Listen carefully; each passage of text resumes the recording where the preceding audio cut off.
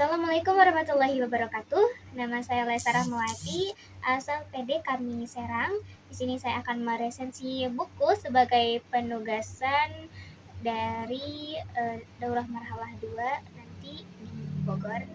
Ya, jadi di sini saya akan meresensi buku yang berjudul Ijtihad Membangun Basis Gerakan yang ditulis oleh Amin Sudarsono. Ya, jadi di dalam buku ini Amin Sudarsono menuliskan bahwasannya ada atau mengklasifikasikan basis gerakan ini menjadi dua basis. Yang pertama yaitu basis software, yang kedua itu basis hardware. Nah, apa sih yang disebut dengan basis software ini? Basis software ini menurut penulis yakni seperti diibaratkan ideologi. Nah, ketika suatu kelompok atau seseorang memiliki ideologi, kalau kata penulisnya itu ideologi adalah seperti mempolakkan sesuatu, ya, mengkonsolidasikan atau menciptakan sesuatu. Nah, ketika seseorang atau sekelompok orang sudah memiliki ideologi, maka orang itu memiliki pandangan terhadap suatu masalah dan bagaimana cara menyelesaikan masalah itu sendiri. Nah, untuk ideologi sendiri, bagaimana agar selalu eksistensi, agar selalu berkembang gitu, agar tidak mati ideologi ini, ya, sebagai basis software ini, bagaimana ada 3 yang harus dilakukan, ya, untuk selalu tetap hidup ideologi ini. Yang pertama itu adalah realistis. Nah, apa sih realistis ini?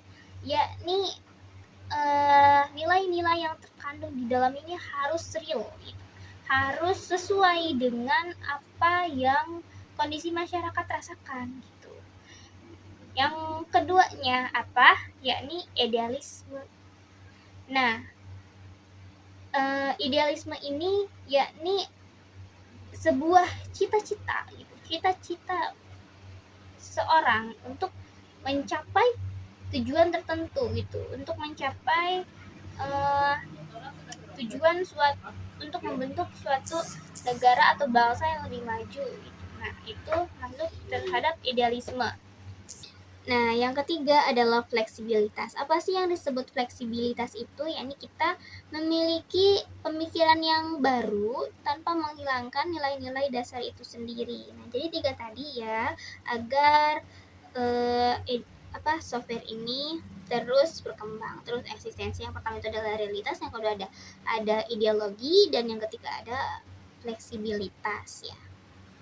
Ini perlu dimiliki oleh seorang pemuda, ya, software ini, agar menjadi pemuda yang intelektual gitu, yang berkenaan dengan pemikiran, agar pemikiran kita lebih upgrade gitu.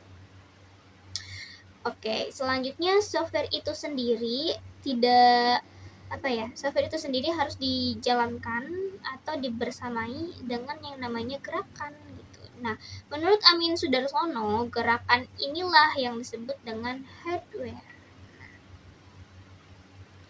Oke, kita tidak dapat dipungkiri ya, kalau di kampus ini banyaknya terlahir pemimpin bangsa gitu ya. Dalam sejarah banyak tokoh-tokoh yang lahir, banyak tokoh-tokoh besar, banyak pemimpin yang lahir dari kampus ini gitu, seperti Soekarno-Hatta gitu. Nah,